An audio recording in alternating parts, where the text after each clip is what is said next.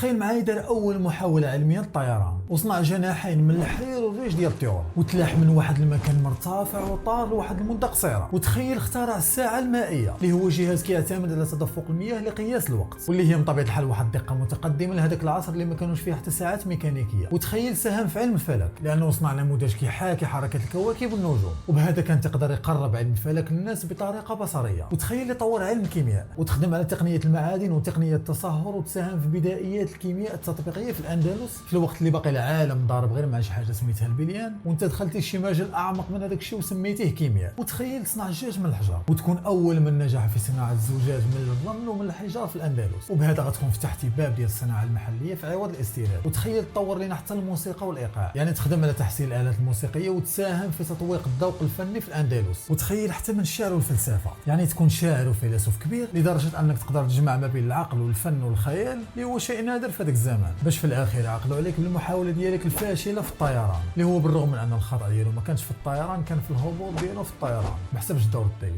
هو خطا راه التجربه كانت سابقه وثوره في الفكر العلمي. وبهذا المنطق شنو اللي كيتذكر الاجماع الفكري عند العرب بالتحديد؟ حياه كامله عبقريه هرسها خطا واحد. العبره من الفيديو هو نذكروا ببعض الانجازات ديال عباس بن فرناس، وفي نفس الوقت دير حسابك من دابا هو انه ماشي اي فعل عظيم درتيه غادي يتفهموا الناس، وماشي اي فعل صادق درتيه غادي يتفكروه الناس. فإلا كنت كتقاتل في حياتك وكتسنى من ان بعض الناس القراب اللي كيصفقوا لك باش تكمل، راك في الطريق خطا، لانه كاين بعض الطرق في الحياه كيحتاجوا غير عقل واحد يعمل بها واللي هو عقلك. نشوفكم في فيديو جاي.